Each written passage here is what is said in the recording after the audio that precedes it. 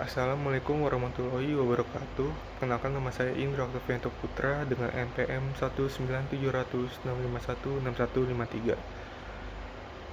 Pada kali ini saya akan melakukan video oral atau vlog untuk memenuhi nilai saya dalam mata kuliah Change Management R01. Kita lanjut saja ke soal yang pertama, tentang konsep tujuan perubahan organisasi.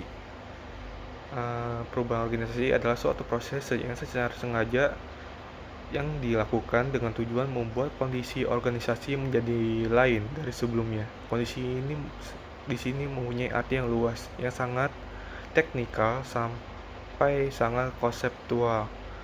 Tujuan perubahan organisasi yang pertama adalah meningkatkan kemampuan organisasi, yang kedua meningkatkan peranan organisasi, yang ketiga melakukan penyesuaian secara internal dan eksternal, yang keempat meningkatkan daya tahan organisasi. Lalu yang kedua, penjelasan tentang perubahan transorganisasi dalam change management. Yang pertama yaitu adalah usaha sistematik untuk mendesain ulang suatu organisasi dengan cara tertentu yang memungkinkan organisasi tersebut untuk beradaptasi terhadap perubahan yang terjadi pada lingkungan demi mencapai visi dan tujuan baru yang ditentukan. Yang ketiga, apa saja materi atau isu yang diangkat untuk menentukan nilai-nilai budaya. Itu soal nomor 3.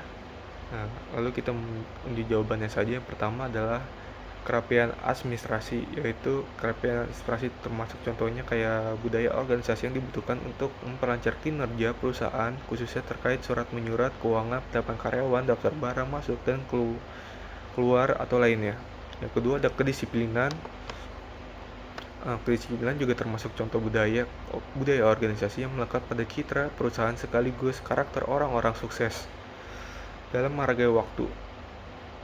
Yang ketiga ada inovasi karena menciptakan dan mengembangkan ide-ide kreatif dan inovatif demi kemajuan organisasi atau perusahaan tersebut. Lalu inovasi adalah proses atau hasil pengembangan mobilisasi pengetahuan, keterampilan, dan pengalaman untuk menciptakan atau memperbaiki suatu produk maupun sistem. Yang keempat, pembagian wewenang yang jelas. Pembagian wewenang yang jelas termasuk contoh budaya organisasi, karena itu adalah kunci keberhasilan sebuah organisasi atau perusahaan. Tanpa adanya pembagian wewenang yang jelas, maka anggota organisasi atau karyawan perusahaan akan kacau. Lalu soal nomor 4, tahapan pengembangan bisnis keluarga. Yang pertama, harus percaya dengan tim. Saat kita harus meneruskan bisnis keluarga, pastinya akan berhadapan dengan anggota tim perusahaan yang telah sebelumnya itu ada. Kita tidak boleh menghentikan anggota yang mempunyai hubungan dengan perusahaan. Kita harus mempercayai mereka, kita terus belajar dan mengelola tim yang sudah ada. Lalu yang kedua, memberi kerja kepada orang yang tepat. Kita perlu membedakan orang yang kita butuhkan 6 bulan ke depan dengan orang yang kita butuhkan ke dalam 2 tahun ke depan.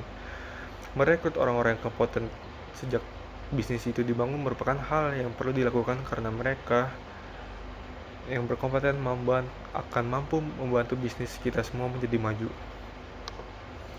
Lalu kita harus mengetahui target pasar.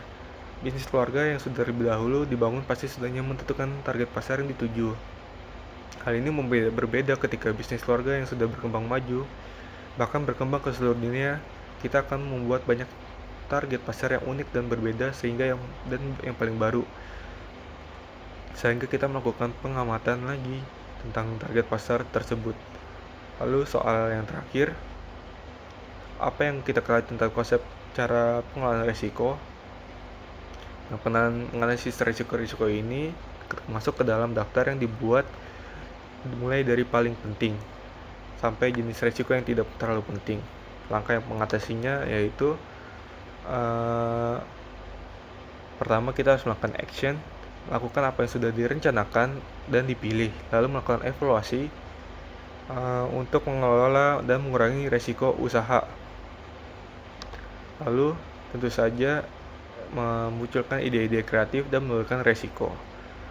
Lalu soal yang 5 yang lainnya yang terakhir, Apa yang kita ketahui tentang konsep sinergi? Berikan contohnya. Nah, sinergi itu adalah dasar dari merger, akuisisi, dan aliansi strategis. Tindakan strategis semacam itu menciptakan ruang lingkup ekonomi dengan eksploitasi sumber daya dan kemampuan masing-masing pihak.